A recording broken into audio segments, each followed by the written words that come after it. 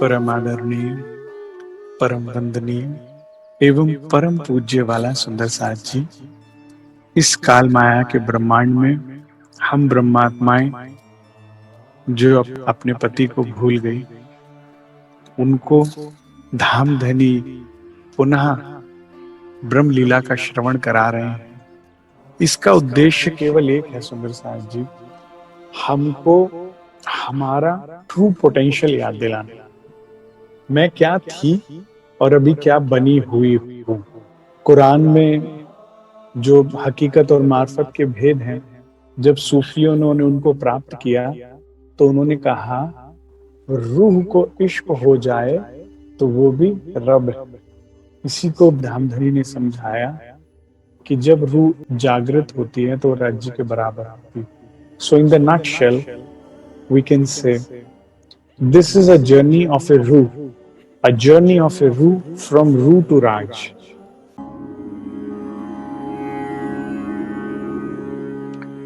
वंदो सतगुरु चरण को,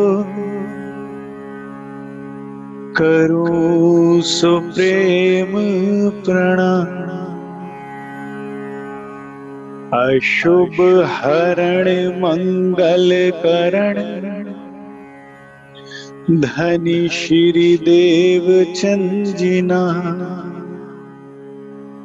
श्री प्राणनाथ निज मूल पति, श्री महराज सुना। तेज कुंवर श्यामा युगल को, पल पल करूं प्रणाम। पिया जी को पल पल करूं प्रणाम।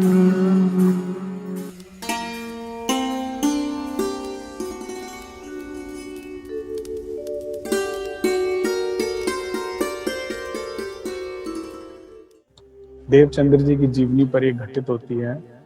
धनी मैं तो को ढूंढया, छोड़ धंधा सब और। अभी हमें तो बहुत धंधे हैं, अभी हमारे अंदर वो लगन नहीं आई जो श्री देवचंद्र जी के अंदर राज्य को प्राप्त करने की थी। मैं तेरे को ढूंढ रही हूँ सब धंधे छोड़कर। देवचंद्र जी ने खाया नहीं खाया नहीं पता उन्हें। दीवानों को भी क्या होश होती है क्या? जाने कहाँ सोए ढूंढत फिरे सुहागनी, कोई बतावे पिया क्या। हर दरवाजा, हर आश्रम का दरवाजा, हर महंत का दरवाजा धनी देवचंद्र जी खटखटा रहे हैं। श्यामा जी ढूंढ रही हैं राज्य महाराज को कि कोई तो बता दो। अब सुंदर साथ जी 24 इयर्स की मेहनत है देवचंद्र जी की, डेडिकेशन है जिसने उनको कहीं पहुंचा दिया। और हम 400 साल से माया की गहरी नींद में सो रहे हैं। अगर वो लगन नहीं है हमारे अंदर, वो तड़प नहीं है, तो कर क्या रहे हैं हम? कब तक हम इस ब्रह्मांड में, पराए देश में, पराए लोगों के बीच में रहेंगे? उन्होंने मेहनत की, भरसक प्रयास किया और वो रूप बदल कर कौन हो गई? राज हो गई। अभी उन्हें कोई देवचंद्र नहीं कहता, धनी देवचंद्र जी कहते हैं। अगर हम इस लक्ष्य पे, इस बीतक में फोकस नहीं कर पाए ना कि हमारी लाइफ का मकसद ये है, तो फायदा। अगर हम धनी देवचंद्र जी के दर्द का 10वां हिस्सा भी ले ले, देवचंद्र जी ने हमारी की तरह बहाने नहीं बनाए कि सुबह उठ के ध्यान करना है, नहीं उठा नहीं जाता, वाणी मंथन करना है, दिल नहीं लगता जी, समय नहीं मिलता। उन्होंने कहते मैंने और कुछ किया ही नहीं धनी आपको ढूंढने के लिए, आप मुझे मिलोगे कैसे? नहीं। सुंदर साथ जी वो तड़प, वो लगन उनमें थी तो राज्य मिल गए, हम में वो नहीं है, तभी तो हम बैठे हुए हैं। मैं तो ये मानता हूं कि शूरवीर व्यक्ति एक बार जीवन में मरता है और कायर व्यक्ति हर रोज मरता है। एक बार माया का आमना सामना करके उसे जीत पार कर लेना। अब कल हमने सुना कि किस तरह से देवचंद्र जी ने अपनी सेवा से हरिदास जी को मजबूर कर दिया भगवान बांटने। बाल मुकुंद जी ने हरिदास जी को देवचंद्र जी की पहचान दी। हरिदास जी देवचंद्र जी के चरणों में गिर के क्षमा मांगते हैं। सुंदर साथ जी, गलती करना हमारा अधिकार है, क्षमा मांगना कर्तव्य है। जीवन में ऐसे जियो कि गलती तो हो सकती है हरिदास जी की तरह आपसे जीवन में, लेकिन हरिदास जी की तरह झुकना मैंने देखा किसी किसी ने ना। अगर झुक गए तो हरिदास जी उठ गए, देवचंद्र जी ने उठा लिया। अभी वापस आके तारतम भी दे दिया जाए। हरिदास जी एक और बड़ा महान कार्य करते हैं, और वो कहते हैं कि धनी देवचंद्र जी, आपकी बुद्धि और आपका रुतबा अब तो मुझे पता लग चुका है, मेरे पास आपको देने के लिए कुछ भी नहीं। लेकिन यहाँ देवचंद्र जी की जिज्ञासा अभी भी शांत नहीं हुई है। कहते हैं गुरुवर, मुझे आगे की दीक्षा चाहिए, अभी अभी मुझे वो ज्ञान, वो प्रेरणा, क्योंकि सतगुरु वो है जो आपके केंद्र पे रखता है। तो मुझे अभी चाहिए वो सत्संग, तो मैं क्या करूं बताइए आप। तो हरिदास जी कहते हैं, अगर ऐसा है तो नौतनपुरी चले जाइए, वहां पर कांजी भट्ट है, हमारे पूरे राधा वल्लभी मार्ग के जो है वो सबसे बड़े आचार्य हैं। यहाँ पर देवचंद्र जी फैसला करते हैं कि मुझे अभी मेरा लक्ष्य नहीं प्राप्त हुआ है, अभी मेरे अंदर विकार है, तभी तो धनी मुझसे आकर मिल नहीं रहे, अभी भी लुका छुपी खेल रहे हैं। कभी पठान के रूप में आके मिलते हैं तो अपनी पहचान नहीं देते हैं। तो अभी बाल मुकुंद जी आए भी तो दर्शन दिए हरिदास जी को, और मुझे दर्शन नहीं हुए। हम लोग ना बहुत जल्दी सेटिस्फाई हो जाते हैं। घर में दाल रोटी है, सर पे छत है, थोड़ा बहुत काम वाम सही चल गया, अरे बहुत बड़ी मेहर है जी राज्य की। देवचंद्र जी या इंद्रावती जी के लिए इसका कोई मायना ही नहीं। तो वो मेहर किसे मानते हैं, जब प्रीतम मिल जाए। तो अभी देवचंद्र जी को वो मिले नहीं, अंदर की वो व्याकुलता, वो तड़प शांत नहीं हुई है। और मैं आपको एक और बात बताता हूँ, कई सुंदर साहब कहते हैं हमें हम दर्द ही नहीं है राज्य के लिए आता, विरहा ही नहीं आता, या हम कभी चितवनी में बैठते हैं हमारा ध्यान यहाँ वहां चला जाता है। इसका कारण है, जो सफिशिएंट एफर्ट नहीं डालता, दिल नहीं झोंकता ना अपने अंदर उस चीज कार्य में, तो उसका रिजल्ट अगर पॉजिटिव ना आए ना तो उसको इतना दुख भी नहीं लगता। तो जो सुंदर सा दर्द के साथ वाणी पढ़ता है, ठोकरे खाता है देवचंद्र जी की तरह राज्य के लिए, तकलीफें उठाता है ना सुंदर साथ जी, उनको ना मिलने पर दर्द होता है। तो देवचंद्र जी का दर्द बहुत बड़ा है। श्यामा जब तक शाम के हृदय से लग ना जाए ना, तब तक उसकी पीड़ा शांत। ब्रिज में तो एक रात काटनी मुश्किल थी, और यहाँ तो कई साल हो गए वाला जी को हृदय से लगाए। वो एक साल का, एक दिन का बच्चा, एक साल का बच्चा भी पूर्ण किशोर स्वरूप होकर एकांत में सुख देता था सखियों को, और यहाँ तो बहुत साल हो गए। तो वे धनी से मिले बिना उनको चैन पड़ना ही नहीं। माता पिता से बोलते हैं, वो कहते हैं मैंने तो फैसला कर लिया, मैं तो जाऊंगा आगे भागवत सुनने के लिए, आगे का ज्ञान देने के लिए नौतनपुरी। आपको जो मंजूर है, आपको अगर यहीं अच्छा लग रहा है तो आप यहाँ रहिए आराम से। लेकिन माता पिता मोह के मारे कहते नहीं नहीं, साथ चलेगा। यहाँ से सब कुछ बेच बाच के धनी देवचंद्र जी हृदय में नई उमंग लेकर और उत्साह लेकर कि मेरा लक्ष्य अब तो बहुत नजदीक ही है, अब तो वो मिल ही जाएंगे, बड़ी उमंगों के सर बैलगाड़ी ली और पहुंच गए हैं नौतनपुरी। और अब यहाँ 14 वर्ष तक श्रवणा करते हैं भागवत। अब सुंदर साहब जी जब भूख लगी होती है ना, तो खाना खिलाने वाले को भी मजा आता है, प्यासे को पानी पिलाने में मजा आता है। तो कांजी भट्ट को भी देवचंद्र जी को भागवत सुनाने में बड़ा ही आनंद आता है। सुनेंगे तो बीतक भी बहुत जने अलग अलग माध्यमों, लेकिन धनी देवचंद्र जी जैसा दर्द, धनी देवचंद्र जी जैसा प्रेम और धनी देवचंद्र जी जैसी कुर्बानी कोई कोई करता है। हम एक हाथ से माया पकड़ते हैं, दूसरे हाथ से कहते हैं राज्य दर कैसे मिलेगा।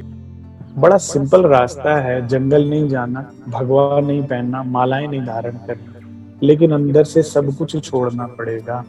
देवचंद्र जी के हृदय में कुछ भी नहीं है सिवाय राज्य की, एक तड़प है राज्य से मिलने। अब बड़े ही आनंद के साथ देवचंद्र जी भागवत श्रवण करते हैं, और कांजी भट्ट को भी ऐसा लगता है कि बहुत सालों के बाद कुछ आराम पड़ रहा है कि कुछ सुनने वाला है सामने। अब यहाँ पर भागवत के श्लोकों के अर्थ भी और खुलासे के साथ होते हैं, बढ़ चढ़कर व्याख्या करते हैं कांजी भट्ट, और देवचंद्र जी रोज उसको श्रवण करते हैं। परीक्षा होती ही होती है। वही कहते हैं कि जो चलता है उसी की परीक्षा होती है। सरकार कहते थे, गिरते हैं घुड़सवार ही मैदाने जंग में, जो घुटनों के बल चला करते हैं वो खाक गिरा करते हैं। लेकिन ये मान के चलिए परीक्षा जरूर होती है। प्रेम को तो परखा तो जाता ही है।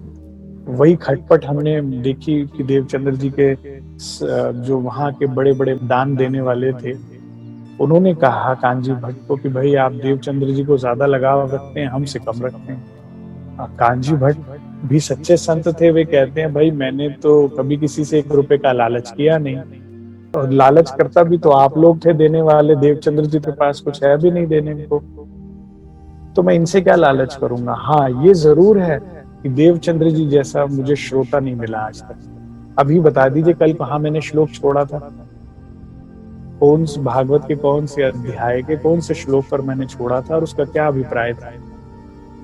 सारे मौन हो गए। इतने में देवचंद्र जी आ गए।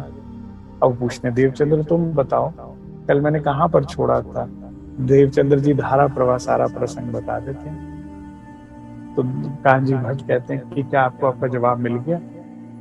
अगर ये कहीं 5 मिनट लेट हो जाते हैं तो ये शीश पर भागवत रखकर मेरे घर तक चल कर आते हैं और कहते हैं कि गुरुदेव मेरा ये श्लोक रह गया था, इसका अर्थ मुझे आप समझाइए। तो इसीलिए अगर ये देर से आए तो मैं इनका इंतजार करता हूँ। तो इस तरह से खटपट होने लगी। इसी में एक और बड़ा महत्वपूर्ण प्रसंग आता है। मंदिर के कुछ सत्संगियों को ये पता लगा कि देवचंद्र जी एकादशी का व्रत नहीं रखते थे और द्वादशी का प्रसाद नहीं ग्रहण करते थे। तो उन्होंने फिर से पुनः शिकायत लगाई कांजी भट्ट को कि क्या आप अलग अलग 2 तरह के ज्ञान देते हैं, हमें कुछ और देवचंद्र जी को कुछ और। तो अगर ऐसा नहीं है तो वे क्यों नहीं व्रत रखते और वे क्यों नहीं भंडारा लेते। तो कांजी भट्ट कहते हैं देवचंद्र जी कुछ भी ना अनुचित बिना वजह से नहीं करते, जरूर उनके पीछे कोई ना कोई वजह रही है। वे अब भी आते हैं तो मैं पूछ के आपको बता देता हूँ। देवचंद्र जी आए, उनके सामने बात रखी गई तो उन्होंने कहा, बिल्कुल सही कहा आपने, मैं एकादशी का व्रत नहीं रखता और द्वादशी को प्रसाद नहीं लेता, लंगर नहीं करता, क्योंकि एकादशी वाले दिन मुझे सत्संग सुनने को मिलता है। तो जिस दिन सत्संग सुनने को मिलता है तो मुझे आपने गुरुवर ये बताया है कि इंसान को 2 चीजें मिली है, एक आत्मा और एक शरीर, और सबसे पहले आत्मा को खुराक देनी चाहिए। तो जब एकादशी को मेरी आत्मा को खुराक मिलती है तो मैं शरीर को भी शाबाश करके खूब मालपुए खिलाता हूँ कि तूने मेरा साथ दिया तो चल पेट भर के खा। लेकिन द्वादशी वाले दिन भंडारा तो होता है, सत्संग नहीं होता। तो जब मेरी आत्मा को खुराक नहीं मिलती तो मैं शरीर को भी खुराक नहीं देता, इसीलिए उपवास रखता हूँ। सारे ही सेठ जो है वो मौन हो गए और कांजी भट्ट ने भी उनको हृदय से नमन किया कि आप जैसी बुद्धिमता और आप जैसी विवेक मैंने नहीं देखी। बहुत बड़ा सिखापन सुंदर साथ जी हमें मिलता है। हमको भी जीवन में कहीं ना कहीं कुछ ना कुछ ऐसा करना चाहिए कि पूरे दिन में सबसे पहले हमें ध्यान करना चाहिए, वाणी मंथन करना चाहिए, कुछ ना कुछ ऐसा पहले आत्मा को दे और फिर अपने शरीर को कुछ दे। और अगर ऐसा भी ना हो, कम से कम ऐसा तो करिए कि जिस दिन अपनी आत्मा को खुराक नहीं दे रहे हैं ना, शरीर को भी सजा दीजिए। कई सुंदर साथ कहते हैं हमें वाणी पढ़ने का समय नहीं मिला, चितवनी का समय नहीं मिला, तो मैं उनको कहता हूँ उस दिन खाना ना खाइए, कुछ तो हम देवचंद्र जी के कदमों पर चले ना। नहीं तो हो क्या रहा है सुंदर साथ जी, आत्मा को कोई दे नहीं रहा कुछ और शरीर को खूब तंदुरुस्त बनाया जाए कि आत्मा के बारे में तो सोच। लेकिन अगर सारा जीवन सिर्फ शरीर को बेहतर खिलाने में, पिलाने में, रख रखाव में तो गुजार दिया और आत्मा की खुराक के बारे में क्यों नहीं सोचा। मैं तो कहता हूँ, कई बार सुंदर साहब कहते हैं ना, भाई आपको अपने गुरु की तरफ निष्ठा होनी चाहिए, जो गुरु धारण कर लिया उसी को सब कुछ समझना चाहिए। मैं तो कहता हूँ अगर आपको वो लाभ नहीं मिल रहा आपके टीचर से, टीचर बदलते रहो, तब तक बदलते रहो जब तक आपको लगे नहीं कि वो खुराक मिल गई है। इससे सुनो, उससे सुनो, जहां से मिले वहां से सुनो, लेकिन ऐसा सुनो कि आप अपनी जगह पर आकर खड़े हो जाओ। लेकिन ये अपनी इस अंदर बैठी आत्मा को कुछ सोचिए तो सही उसके बारे में। कोई तो मिले सच्चा प्रेमी राज्य का, जो राज्य की प्रेम की बातें सुनाए, उनके श्रृंगार की बातें सुनाए, उनके उस व्यवहार की बातें सुनाए, जिससे हमारे अंदर प्रेम उपज जाए। क्योंकि हमारी आत्मा की खुराक यही है। अभी आगे चल के जब हम प्रसंग सुनेंगे कि जब देवचंद्र जी बीमार पड़ गए और फिर भी भागवत सुनने गए, तो प्रश्न ये उठता है, 14 साल भागवत सुन लिया, अगर एक दिन ना सुनते तो क्या हो जाता? ऐसा क्या था जो उन्होंने उस दिन भी जाना जरूरी था? ऐसा ये था सुंदर साहब जी कि देवचंद्र जी को ऐसा लगता था कि प्राण निकल जाएंगे जिस दिन वो अपने धनी के गुण ना सुन ले। उनको वो श्रवण करना इतना अच्छा लगता था कि कोई बैठकर मुझे धनी के गुण सुनाता रहे और मैं सुनती रहूं, वो सुनाता रहे और सुनती रहूं। उनको उसी से प्राण आते थे, नहीं तो लगता था अगर वो नहीं सुना ना तो मेरे प्राण निकल जाए। तो बदलिए, लेकिन ऐसा सुनो कि सीधा उसके लिए प्रेम उपज जाए। व्यवहारिकता ना कीजिए ना, बदलते जाइए, फौरन बदलिए। डॉक्टर नहीं बदल लेते हम लोग, जब तक शरीर को आराम ना पड़े तब तक डॉक्टर बदलना समझ में आता। आत्मा के लिए वही चलाए जा रहे हैं। कहीं ना कहीं तो कमी है, या तो बोलने वाले में या सुनने वाले में ढूंढिए और उसे दूर कीजिए। लेकिन देवचंद्र जी की तरह निष्ठाबद्ध हो जाइए कि जब तक मेरी आत्मा को जिस दिन ना मिले ना खुराक, मुझे शरीर को ही भूखा मारो। देखिए अपने आप शरीर कैसे सहयोग देगा आपका। किस कार्य में सहयोग नहीं देता मैं देखता हूँ। चितवनी के टाइम पे चितवनी करवाएगा, वाणी मंथन के टाइम पे वाणी मंथन कराएगा। सुंदर साहब कहता है ना, जिसको वाणी पढ़ते हुए नींद आती है, खाली पेट पढ़ो, बैठ के। क्या गजब वाणी मंथन होता है। तो इसे घिसो तो साथ देता है, इसको ढील छोड़ो, इसको आराम कराओ, इसकी सुनो तो ये आपको पटकनी मारता है। तो 2 बजे तक इसको जब पानी नहीं मिलता ना, आप देखिए सुनता भी बहुत बढ़िया है, ध्यान में भी बहुत बढ़िया बैठता है, तंग भी नहीं करता। सुंदर साहब जी बहुत दुख की बात है, लेकिन सच ये है कि इसको तुम राज्य से ज्यादा पूजते हैं। मंदिर में तो राज्य सिर्फ नाम के रखे हुए हैं, पूजा इसी की करते हैं हम सारे दिन। देख लो वरना आप। इसको बेहतर खिलाना, इसे बेहतर तैयार करना, इसे बेहतर से सुलाना, और इससे जुड़े 4 सदस्य। हमारा विराट तो इसी शरीर से है ना। मैं अमित हूं तो मेरे कोई माता है, पिता है, बीवी है, बच्चे, सब कुछ विराट तो इसी से पसरा है। और इसके शरीर से जुड़े हुए लोगों से कितना प्रेम है हमें, देखिए। सुंदर साहब के प्रति कोई नहीं किसी का व्यवहार, इसके प्रति हमने क्या कर रखा है, नाम के लिए राज्य को मंदिर में पधराया हुआ, असली पूजा इसकी होती है। बदलिए इस चक्र को। ये हो क्या रहा है, ये शरीर अपने कामों में लगवा रहा है आपको। देवचंद्र जी की इस रहनी और जीवनी से हमें बहुत बड़ा सिखापन मिलता है, और उसको ग्रहण कीजिए। इस शिक्षा को लेके आगे बढ़ते हैं। देवचंद्र जी रोज श्रवण कर रहे हैं। पिताजी के लिए दोबारा से यहाँ एक चौपाई आती है, वही खटपट होती है दिन रात, क्योंकि पिता का तो कोशिश है कि देवचंद्र जी अभी भी समझ जाएं। धीरे धीरे आयु बढ़ती जा रही है पिता की भी और देवचंद्र जी की भी। 32 के हो गए हैं, 34 के हो रहे हैं, 38 के हो रहे हैं, लेकिन देवचंद्र जी फोकस्ड है। हमारी आपकी तरह उनके मन में भटकाव नहीं कि राज्य मिले तो ठीक है, नहीं तो घर गृहस्थी तो बेहतर से संभालो। ये तो काम आएंगे। उन्होंने वो रखा ही नहीं ना ऑप्शन। बीतक में आता है, नित्य नियम से चितवन करते हैं। ये शब्द हमें ये शिक्षा देता है कि चितवन हमें करनी चाहिए। और एक दिन चितवन में बड़ी ही अलौकिक घटना घटती है कि देवचंद्र जी आंखें बंद करके ध्यान में बैठते हैं, और इन 14 लोकों को पार कर, निराकार को पार कर योग माया में 3 बेर दियो दर्शन। जब चुपाई आती है तो पहली पठान रूप में, अब ये ब्रिज लीला में राज्य ने दर्शन दिया, और फिर देंगे श्याम जी के मंदिर का दर्शन। तो दर्शन किसने दिया? राज्य महाराज ने। लेकिन अभी भी लीला गुप्त रखी है थोड़ी सी, इसीलिए योग माया की लीला बाल मुकुंद वाली लीला में लेकर गए। देवचंद्र जी का ध्यान जाता है सुंदर साज जी। अब मैं कहता हूँ यही अचीवेबल है, इतना ही अचीव कर ले हम और आप। परम धाम तो जब अचीव करेंगे सो करेंगे, कम से कम एक बार ऐसा तो हो जाए कि हम फिर से पहुंचे वाला जी के घर, जहां मैया यशोदा बाहर दूध बिलो रही, माखन निकाल रही है उसमें से, और दर्शन करें फिर से उस ब्रिज लीला की जो हमने खुद खेली थी कभी। हम ही मिले थे कभी जमुना किनारे, राधा किशन थे नाम हमारे, हम ही मिले थे कभी जमुना। हम जाए वाला जी के घर पे, मैया यशोदा बड़ी प्रेम से बुलाती है, आओ जी आई जी, आई जी करके वो पास जाती हैं। तो कहती क्या करने आई हो बहू रानी, वर्ड करके आता है अभी तक में। तो कहती हैं कि किशन जी कहाँ है? कहते वो तो खेलने गया है। तो कहते अच्छा मैं भी वहीं जाती हूँ।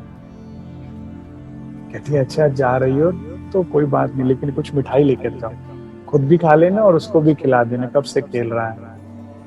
तो कुछ मिठाई उनको पत्तल में ना दे देती हैं, बांध करके दे देती हैं।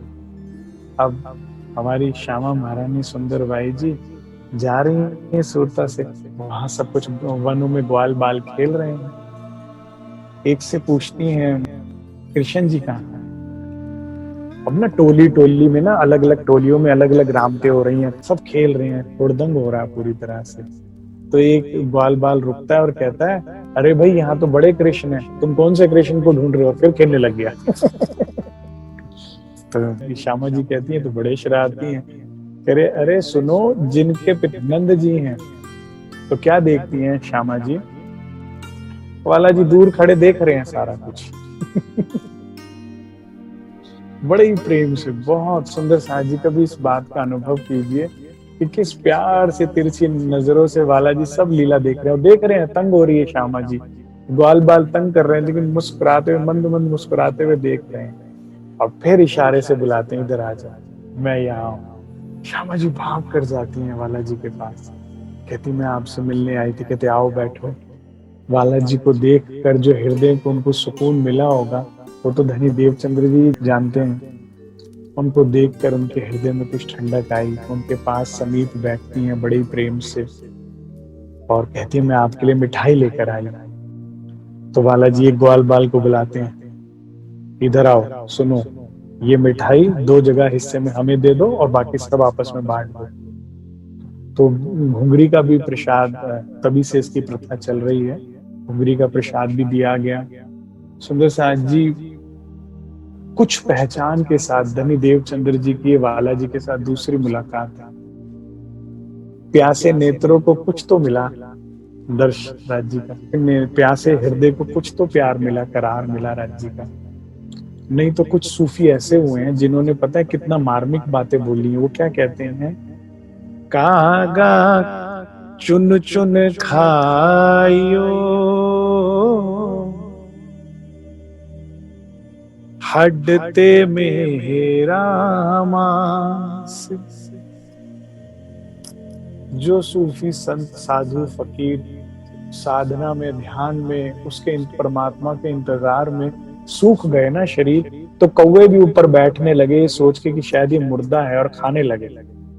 तो एक सूफी ने कहा कि खा ले इसे, ये मेरे काम का नहीं है, इससे मेरा प्रीतम मिल नहीं रहा, तो शरीर मेरे काम का नहीं है। तो सूफी ने क्या कहा, कागा चुन चुन खाइयो हड्डते मेरा मांस। लेकिन देखिए प्रेम की परिकाष्ठा पे पहुंचे सूफी आगे क्या कहते हैं, ये दो नैना ना खाइयो इनमें पिया मिलन किया।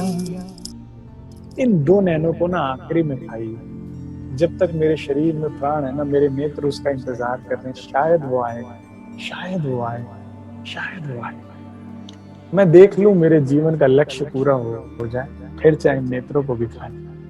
सोचिए कितने उच्च विचार हुए हैं यहाँ हमारे हो जाने, अभी तक हो चुके सूफियों के। अब सोचिए देवचंद्र जी की तपस्या 32 ईयर्स के मेरे ख्याल से हो चुके हैं, 32 के 34 की बात है ये।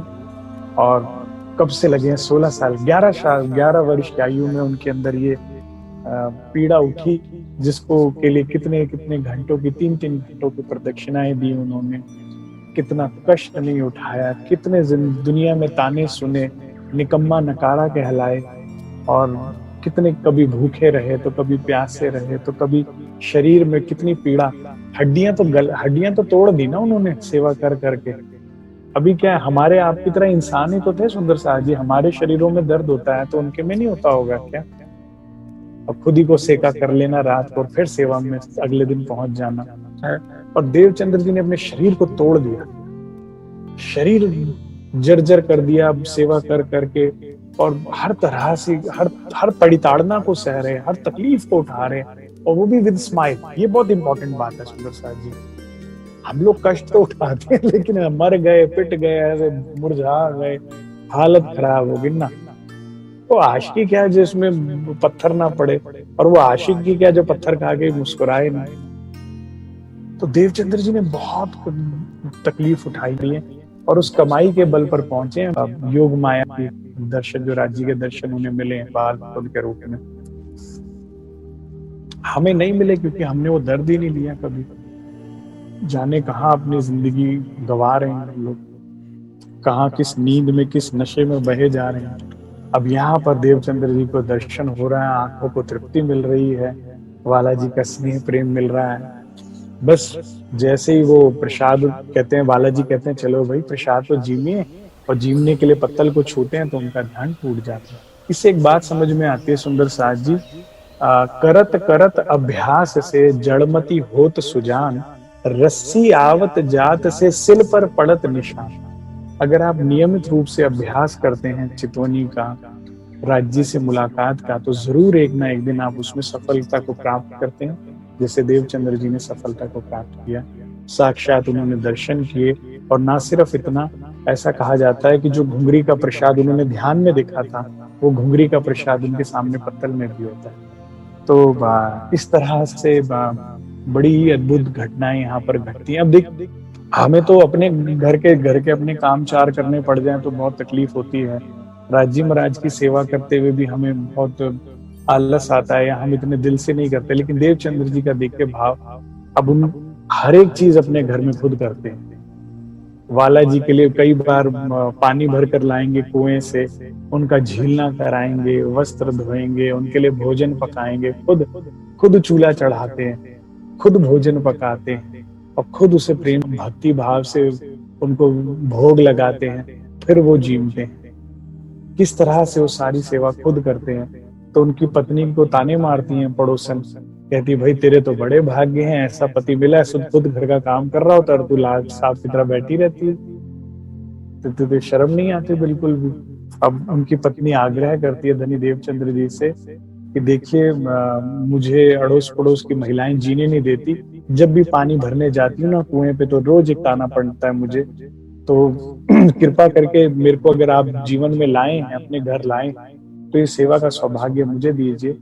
देवचंद्र जी मना करते, कहते देखिए आपके भाव उत्तम है, लेकिन ये नाता और है, ये मेरे प्रीतम है, इन्हें मैंने रिझाना है, मैंने ही भोजन कराना।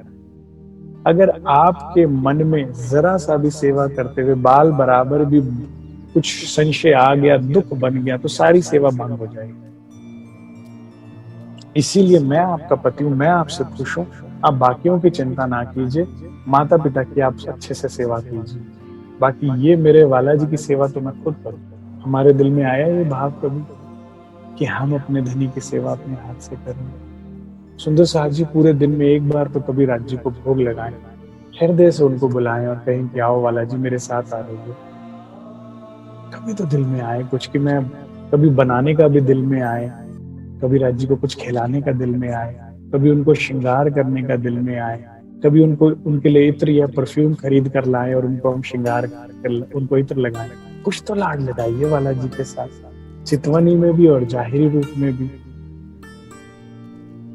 तो इस तरह से जीवन चलता रहा आगे, धीरे धीरे करते करते अब जब सभी परीक्षाओं में धनीदेव चंद्र जी पारित होते जा रहे हैं, बहुत ही अब फाइनल परीक्षा आती है, क्योंकि सुंदर साज जी हमको सम्मान भी प्यारा होता है, हमें घर परिवार भी प्यारा होता है, लेकिन सबसे प्यारा अपने प्राण होते हैं। अभी तक प्राणों पे बात नहीं है, तो क्या होता है, अंतिम परीक्षा के लिए धनीदेव चंद्र जी को ज्वर पकड़ लेता है। तबीयत बहुत ज्यादा खराब होने पर माता पिता तुरंत वैद्य को बुला लाते हैं। वैद्य नाड़ी देखता है और कहता है ये दवा है, ये इन्हें दे दीजिए, ये काढ़ा पिलाएंगे तो पसीना आ जाएगा, और पसीना आएगा तो इनका ज्वर उतर जाएगा। लेकिन इस बात का ध्यान रखें कि इस काढ़े के बाद इनको हवा नहीं लगनी चाहिए, बाहर ना जाए, नहीं तो काढ़े का उल्टा असर होगा और प्राण भी जा सकते। तो माता तुरंत बोल पड़ी, कहती आप कहते हैं कहीं निकले ना, अभी भागवत का समय होगा, ये तो चला जाएगा, ये नहीं रुकेगा। माता जानती थी देवचंद्र जी के व्यवहार को। वैद्य है ना, वो पुड़िया छीन लेता है, कह रहा नहीं नहीं भाई, मैं ऐसे दीवानों को दवा नहीं देता, तुम मरेगा तुम्हारा आदमी और नाम मेरा खराब होगा कि इसकी दवाई खा के मरे। तो पिता कहते हैं वैद्य जी आप निश्चिंत रहिए, ये दवा मुझे दीजिए, मैं देखता हूँ कैसे जाएगा। भागवत भागवत भागवत बहुत सुन ली, भागवत सुनते ही आ रहा है भागवत, और कर क्या रहा है जीवन में से, एक दिन नहीं भी जाएगा तो कुछ मर नहीं जाएगा ये, मैं देखता हूँ कैसे जाता है, इसके लिए काढ़ा बना हुआ। वैद्य जी आप निश्चिंत होकर जाइए। काढ़ा बनाया जाता है, देवचंद्र जी को पिलाया जाता है। काढ़ा पी के कुछ शरीर में गर्मी आती है तो कुछ ताकत भी महसूस होती है उन्हें, होश थोड़ा सा लेते हैं तो कहते हो मेरे तो भागवत का समय हो गया। ये सुंदर साज जी देवचंद्र जी की आखिरी परीक्षा थी। राज्य और जान में क्या क्या हमें जान भी प्यारी है या राज्य उससे भी ज्यादा प्यारी है? अगर जान और राज्य में से चुनना पड़े तो क्या हम राज्य को चुन लेंगे? देवचंद्र जी ने चुन लिया। प्रेम हो तो ऐसा, वरना तो क्या फायदा है। धनी देवचंद्र जी पिता को कहते हैं मेरा समय हो गया, मुझे जाने दीजिए। तो पिता कहते हैं तुम्हारा दिमाग अपनी सही जगह पे है कि नहीं? सुना नहीं कि वैद्य जी ने क्या बोला? मैं देखता हूँ तुम कैसे जाते हो। फौरन खड़े हुए माता जी को अंदर ही बंद कर दिया, देवचंद्र जी को अंदर बंद कर दिया और बाहर से कुंडी लगा दी दरवाजे। पहले समय के किवाड़ जो होते थे बहुत मजबूत होते थे, आजकल की तरह हल्के फुल्के किवाड़ नहीं होते थे। तो देवचंद्र जी तो वैसे वीक हो रखे थे, बहुत कमजोर थे, तो बेचारे कमजोर हाथों से पीटते रहे पिताजी, पिताजी खोल दीजिए। आंखों में आंसू भरे आए हैं, झरझर आंसू बह रहे, रो रो के अपनी स्थिति को बयान भी नहीं कर पा रहे, अपने हृदय के हाल को क्या बताएं, पिता समझ ही नहीं रहे हैं और पीटे जा रहे हैं हल्के हल्के हाथों से। पिताजी दरवाजा खोल दीजिए, मैं अगर अभी तक भागवत सुनने नहीं गया तो मेरे प्राण निकल जाएंगे। पिताजी एक बार आप दरवाजा खोल दीजिए, मुझे कुछ भी नहीं होगा, मैं सुरक्षित लौट आऊंगा। पिताजी मेरे दरवाजे खोल दीजिए। लेकिन पिता है असर ही नहीं हो रहा हूं, उस करुण पुकार का असर ही नहीं हो रहा। अंदर की पीड़ा को कौन जाने, प्रीतम जाने या प्रियतम जाने, प्रियसी जाने, कौन जाने तीसरा? उनको क्या पता है कि उनको जब वो सुनते हैं तो उनको क्या आराम पड़ता है। करते करते पिता ने तो अनसुनी कर दी, क्या करेंगे? एक कोमल आत्म क्या करे, एक असहाय आत्म क्या करे? धराशायी होकर जमीन पर गिर जाए और तड़पते तड़पते भी कह रहे हैं बेड पर, जमीन पर लेटे हुए कि पिताजी दरवाजा खोल दीजिए, मुझे जाने दीजिए, मैं भागवत सुनने जरूर जाऊंगा। अगर मेरे शरीर को आपने रख भी लिया तो मेरी आत्मा सुनने जाएगी, लेकिन मैं जाऊंगा जरूर। ऐसा कहते कहते बीतक में आता है कि देवचंद्र जी ने आंखें फिरा। अब माता जी चिल्लाती और जोर से सखत वचन, बीतक में आता है सखत वचन में ना पिता को बोलती है कि क्या बेटे को मार के ही मानोगे क्या? देखो उन्होंने आंखें फिरा ली है देवचंद्र ने, दरवाजा खोलो फौरन। पिता दरवाजा खोलते हैं, पुत्र को अपनी गोद में लेते हैं, आंखें अभी भी चढ़ी हुई, फटाफट उनके मुंह में 2 घूंट पानी डाला जाता है और कहते हैं बेटा बेटा मैं तुम्हें कभी भी नहीं रोकूंगा, देवचंद्र मेरे लाल वापस आ, एक बार अपनी आंखें खोल ले, एक बार देख कांजी भट्ट का बुलौआ आया, तेरे को बुलाने आए। झूठा मूठा इशारा कर देते हैं, देख देख फटाफट खड़ा हो जा, चल जा, भागवत का समय हो चुका है तेरा। सुंदर साज जी ये अंतिम परीक्षा थी। और मैं समझता हूँ ये इश्क का की आखिरी मंजिल होती है कि जब जान से भी प्यारा महबूब हो जाता है, कि या तो तुझसे मिलेंगे या जान जाएगी, लेकिन मिलेंगे जरूर तुझसे। जब ऐसी मोहब्बत धनी देवचंद्र जी ने दिखा डाली राज्य के लिए, तो मुलाकात तो निश्चित ही थी। अब जब मैं ये प्रसंग पढ़ता हूँ या सुनता हूँ ना सुंदर सास जी, तो मुझे दुख लगता है। अगर भागवत के लिए देवचंद्र जी के हृदय में इतना दर्द है, तो हमारे जीवन में या हमारे लिए कभी कोई प्रसंग, कोई बीतक होती है, कहीं कोई चर्चा होती है, कोई सत्संग होता है, कार्यक्रम होता है, हमारे दिलों में दर्द क्यों नहीं होता है? हमारे घर में अगर मेहमान आ जाए, बच्चों के अगर एग्जाम आ जाए, कोई और ऐसा जरूरी काम आ जाए, शादियां आ जाए रिश्तेदारों की, हम फौरन से एक तरफ कर देते हैं। हमारे अंदर वो दीवानगी क्यों नहीं? अभी तो ये भागवत है और हमारे पास तो राज्य की वाणी है। भागवत के लिए उनके अंदर इतना दर्द है। हमें मतलब कहते हैं ना कि किसी और को क्या बोलना पड़े, हमें खुद को अपने आप को फटकारना चाहिए, शर्मसार करना चाहिए सुंदर सा जी, तब तो कुछ बन जाएंगे। किसी दूसरे का बोला तो हो सकता है शायद बुरा लग जाए, खुद को हमें डांटना चाहिए अपने आप को, कि एक देवचंद्र जी है भागवत सुनने के लिए प्राण देने को भी तैयार है, और एक हम है कि छोटे छोटे रिश्ते या छोटी छोटी मजबूरियों पे बिना राज्य के कार्यक्रम को छोड़ देते हैं। ये वाला प्रसंग जो है मेरे हृदय के बहुत ही करीब है। धनी देवचंद्र जी का दर्द आप महसूस कीजिए, उनकी मोहब्बत महसूस कीजिए, उस मोहब्बत में ईमानदारी को महसूस कीजिए, और ये ईमानदारी लाइए जीवन में। कहने कहने से सिर्फ काम नहीं बनेगा। हम कहने में तो बहुत शेर है, निभाने में नहीं। मैं कहता हूं हम बोले कम निभाए ज्यादा। बोलने में बहुत इतना है, लेकिन निभाने की बात आ जाए ना, तो राज्य के लिए हर तरह की बाजी हम लगा जाए, हर तरह का वो खेल जाए कि बस तू मिल, तू बता क्या करना है, आग का दरिया कूद जाए लेकिन तुझसे मिल जाए। लाइफ में देवचंद्र जी के लिए राज्य से इंपॉर्टेंट कोई भी नहीं था। उनकी पत्नी वहीं खड़ी है, अब तक बच्चे भी हो चुके हैं, जमुना बाई और बिहारी जी, बच्चे भी मुंह ताक रहे हैं पिता का। देवचंद्र जी के लिए कोई नहीं है राज्य के अलावा। माता पिता भी प्रेम करते हैं, स्नेह करते हैं, लेकिन देव हमारे दिल में ना कोई वो है। आज अगर हमारी जान जाने लगेगी ना, तो हम कहेंगे नहीं नहीं रुक जाओ, अरे ये काम तो किया ही नहीं, अरे पत्नी के लिए ये कर दें, पति के लिए ये कर दें, बच्चों को ये बता जाए, ये कर। हमारी अभी गांठें अड़ी हुई हैं। सबको समझिए, आप अपने आप को, सब अपने अपने को देखिए और उन गांठों को खोलिए, नहीं तो नहीं मिल पाएंगे राज्य से। किसी को भ्रम में ना रखिए, खुद को भ्रम। सरकार कहते थे दुनिया को धोखा देते हो, खुद को तो मत दो धोखा। तुम खुद को ही धोखा दे रहे हो कि तुम्हें राज्य चाहिए। अगर चाहिए तो गांठें खोलो ना सारी। देवचंद्र जी की जगह उस जगह पर आओ कि सिर्फ तू, जब तेरे मेरे बीच में तीसरा कोई नहीं। मैं सुंदर साहब को भी इसलिए देखती हूँ क्योंकि तूने कहा है तेरा अंश है, इसलिए मैं इन्हें प्यार करती हूँ, लेकिन वरना तेरे सबसे पहले तू है। क्यों? क्योंकि तू मेरी बिगनिंग था और तू ही मेरा एंड है। तेरा हाथ पकड़कर मैं इस खेल में आई थी, तुझ पे विश्वास करके, तेरे प्यार में, तेरे यकीन में मैं हाथ पकड़कर, तेरा हाथ पकड़कर जाना है मैंने। शक्ल तो सिर्फ तुझे दिखानी है, बाकी तो बीच का एक नाटक है, किसी से क्या नाता संबंध है। आया है सो जाएगा, राजा रंग फकीर, कोई सिंहासन चढ़ चढ़ा, कोई बांधे जहां जंजीर, सब आए गए हैं, बाकी तो रिश्ते। मेरा दिल करता है काश ऐसा होता कि मैं देवचंद्र जी के समय में वहां होता और बड़े प्यार से उनको उठाता और कहता है चलो श्यामा जी, आपने बहुत कष्ट उठा लिया, तो मैं आपको लेकर चलता। ऐसी रूह पर बार बार बारी बारी जाने को दिल करता है। कान को अच्छे से ढककर कि हवा ना लगे, अपने ऊपर शॉल अच्छे से ओढ़कर, बिना किसी के सहारे के एक लाठी लेके खड़े होते हैं देवचंद्र जी कर कमजोर शरीर के साथ।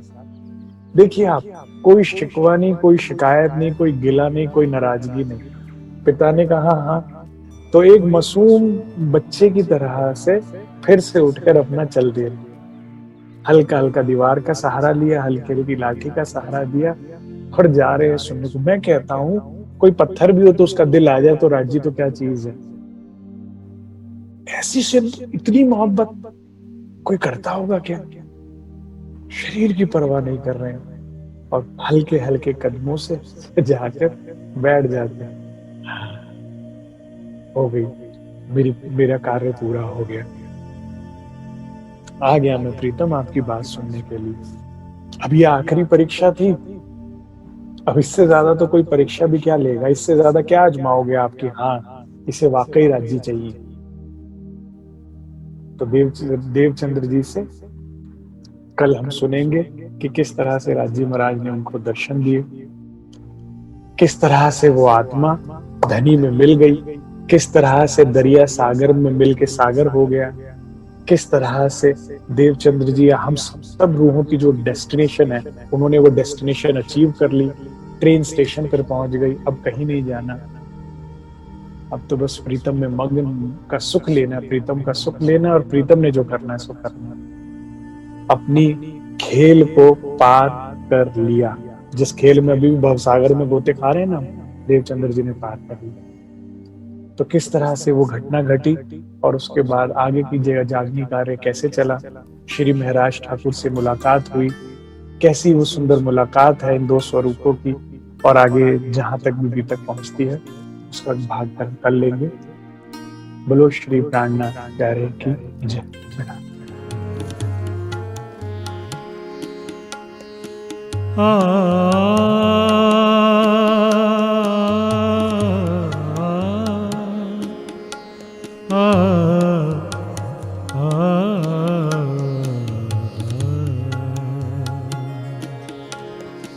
दुख रे प्यारो मेरे प्राण को, दुख रे प्यारे मेरे प्राण को, सो मैं छोड़ो क्यों कर जाए, सो मैं छोड़ो क्यों कर जाए, जोलियों में आप बुलाए, दुख रे प्यारो मेरे प्राण को, दुख रे प्यारो मेरे प्राण को।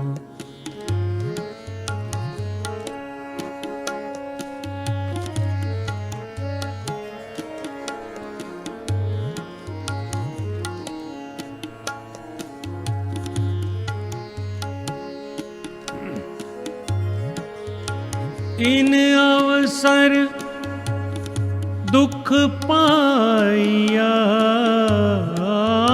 इन अवसर दुख पाइए,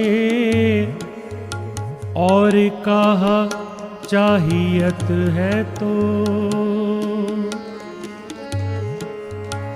इन अवसर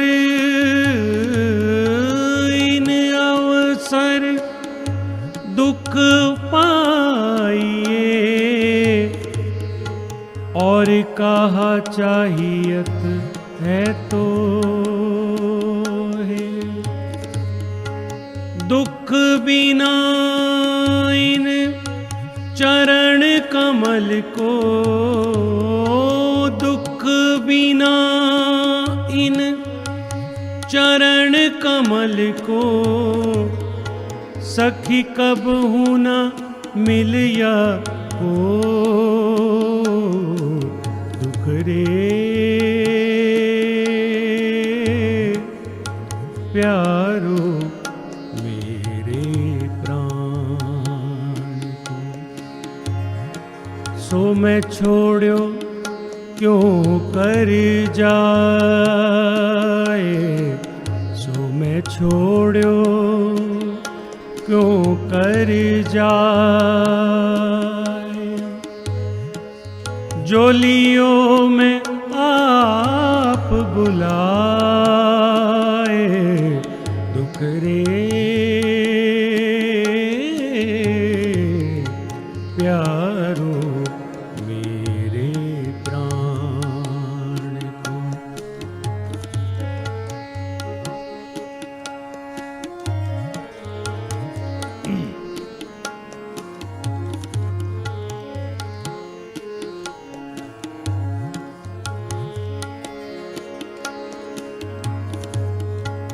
दुख तो हमारो आहार है, दुख तो हमारो आहार है, औरन को दुख खा।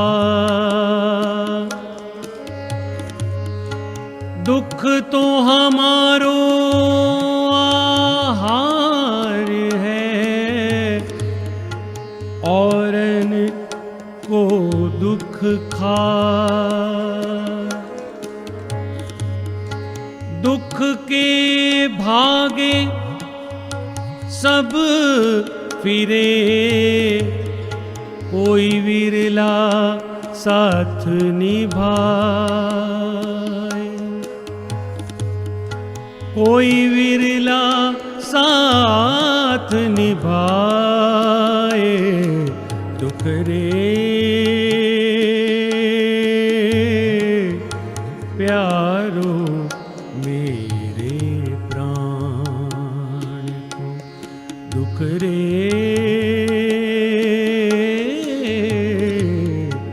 प्यारो मेरे प्राण को। सो मैं छोड़ो क्यों कर जाए, जोलियों में आप बुलाए। दुख रे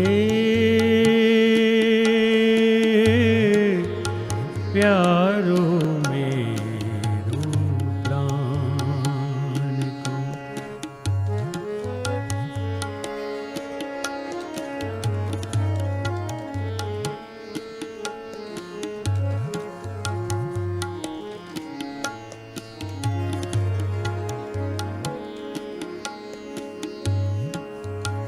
जिन सुख पियू जी ना मिले,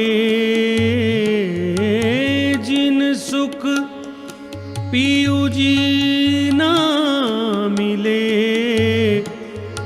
सो सुख देऊं जला। जिन सुख पियू जी ना मिले, सो सुख देऊं जला।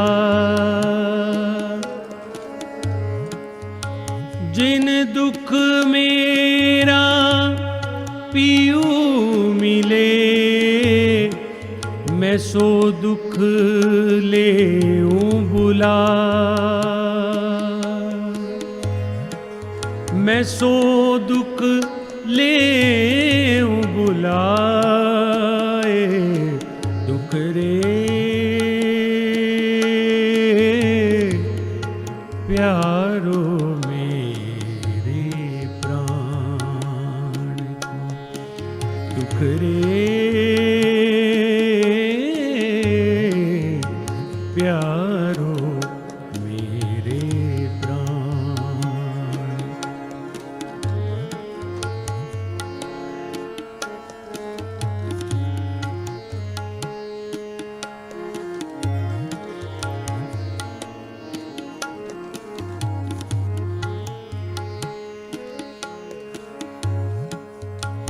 नींद निगोड़ी ना उड़ी,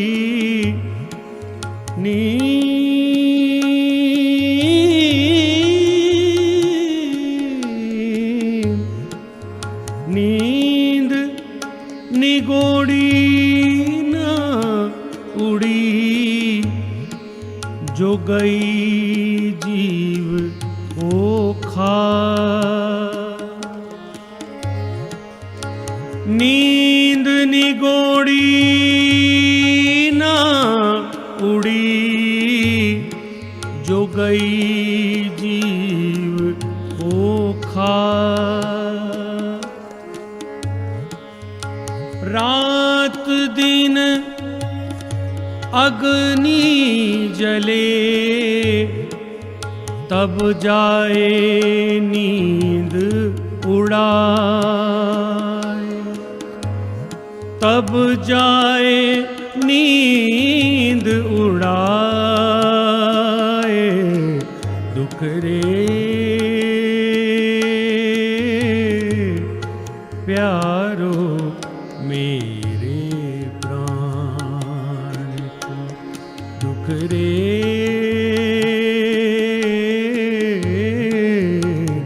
प्यारो मेरे प्राण को। सो मैं छोड़्यो क्यों कर जाए, सो मैं छोड़्यो क्यों कर जाए। जो लियो मैं आप बुलाए दुख रे प्यारो मेरे प्राण को।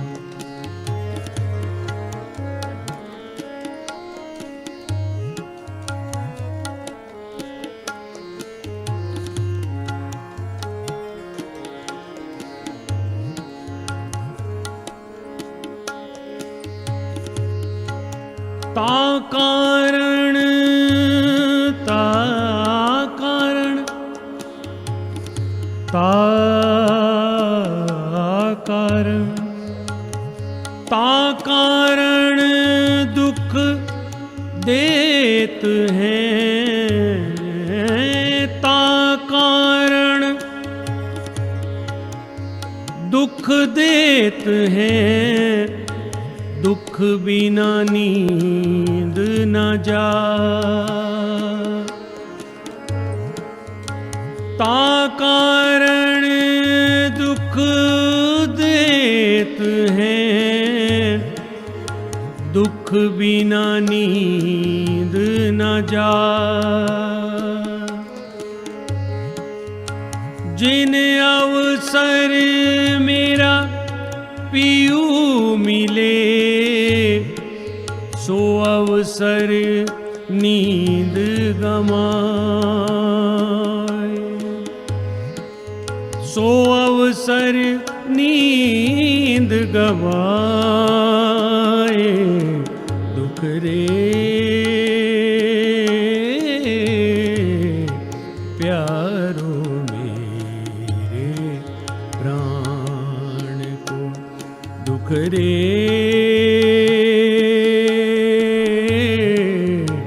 प्यारो मेरे प्राण।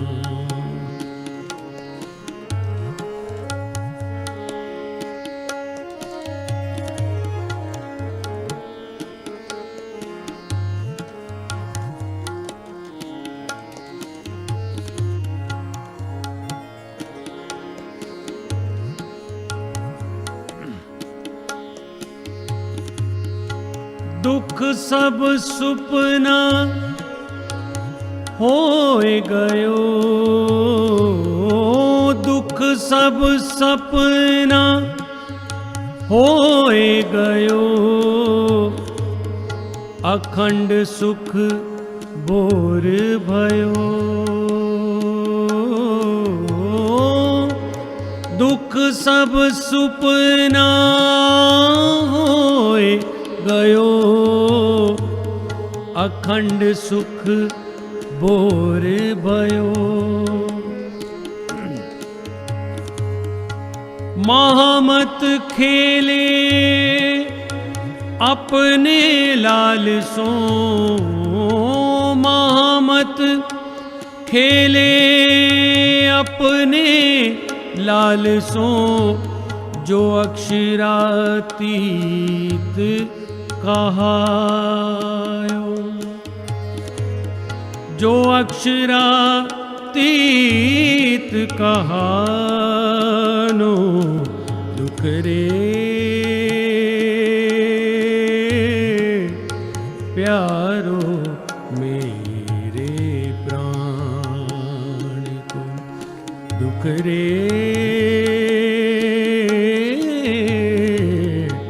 प्यारो मेरे प्राण को। सो मैं छोड़ो क्यों कर जाए, सो मैं छोड़ो क्यों कर जाए। जोलियों में आप बुलाए, दुख रे